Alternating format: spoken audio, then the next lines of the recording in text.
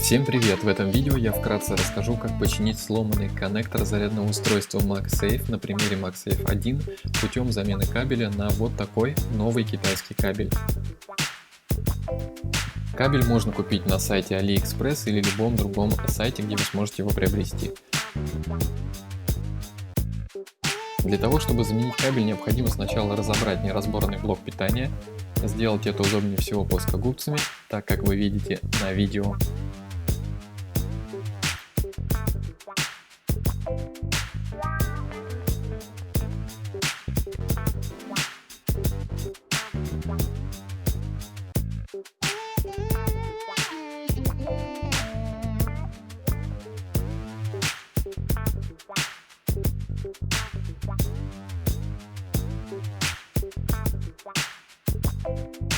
Это два контакта, которым необходимо освободить доступ, чтобы иметь возможность перепаять старый кабель на новый. Как я говорил ранее, корпус блока питания неразборный, поэтому придется немного повозиться, чтобы его разобрать. Это мой первый опыт замены данного кабеля. Поэтому, посмотрев мануалы в интернете, посмотрев то, как это делают другие люди, разобрав блок питания, я решил отогнуть пластины для того, чтобы освободить доступ к контактам, после чего отпаять старый кабель и припаять новый. Но на деле это оказалось не так удобно, потому что пластины, как вы видите на видео, прикреплены заклепками. И я решил сделать все намного проще, не отгибая пластины.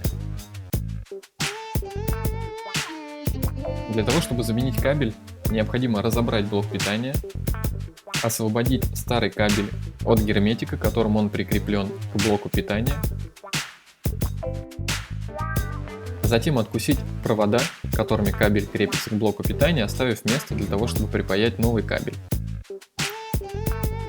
Освободить от оставшейся изоляции контакты на блоке питания, а затем подготовить их.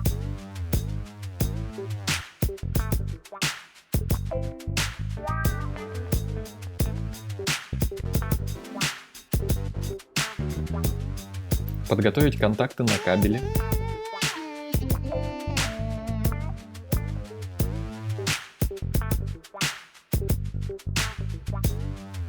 После чего припаять первый контакт,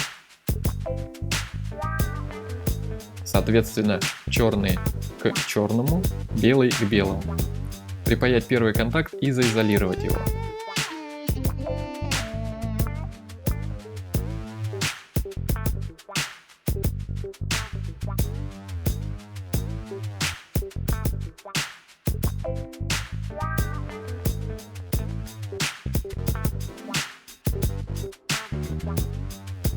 Затем припаять второй контакт и также его заизолировать.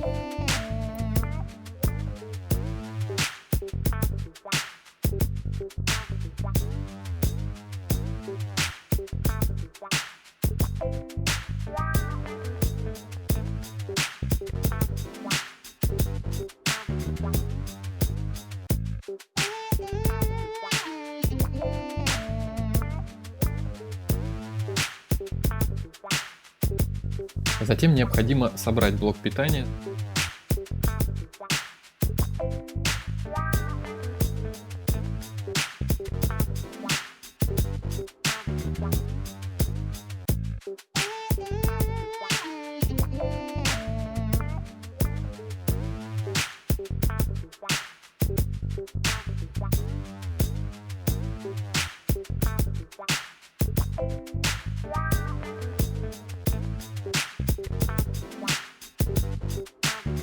И после всего этого необходимо склеить блок питания.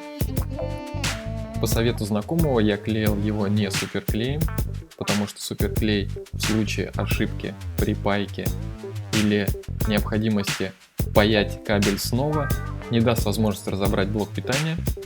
Для этого я использовал клей-момент, после чего блок питания пришлось заизолировать временно, для того, чтобы дать возможность клею высохнуть.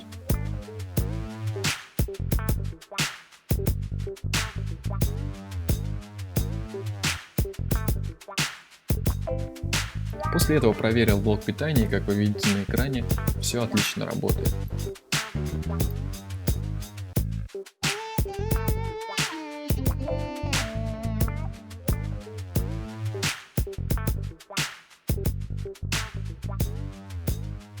Спасибо, что смотрели это видео, подписывайтесь на наш канал на YouTube, а также заходите на наш сайт lifewhiletraveling.ru.